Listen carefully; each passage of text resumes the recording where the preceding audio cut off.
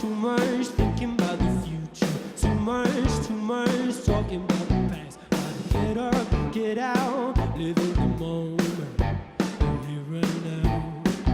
'Cause I've been holding back for too long, but I'm like, gonna wait for no one, 'cause I just wanna move my feet like the floor is on fire.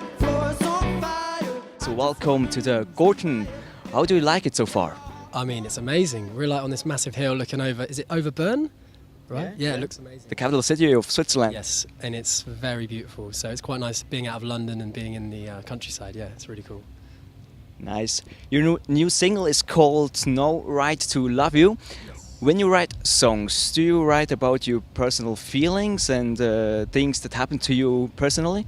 Yeah, I guess I do a bit of both because I try and write a lot, and sometimes you can write from your own personal experiences. Sometimes you kind of, you're struck with writer's block, so you've got to kind of make something up. But I think the songs that have been certainly the most powerful to write and the ones I've released have all come from like a real thing in my life, and they often are the best songs. So because you can speak a lot more passionately and emotionally about them because you kind of went through it. So it kind of makes sense that the ones that you kind of speak about personally are the best songs, I reckon. Yeah.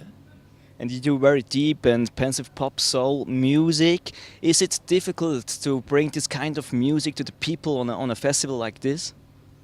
It can be strange because obviously they're quite personal songs, and you don't really think about playing them in front of people when you're writing them. You're just thinking about the emotion of the feelings you're having. But I suppose it's weird how you get used to sharing those kinds of emotions. And I used to get really scared about it, and especially when you play a new song for the first time, it's always quite strange. But over time you get used to just playing.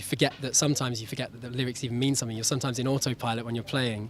But then there's those nights where sometimes it hits you again, and it can be really emotional to go back to those kind of feelings. So it's a bit of both. I think festivals are less emotional just because it's normally a bit more of a fun, sunny vibe. But certainly when I'm playing one of my own shows, it can be quite emotional to play, yeah. Let's switch to football. Oh. Firstly, I'm very sorry that England didn't make it to the finals at the Football World Cup. Yeah. Still sad, my heart sinks, but yeah.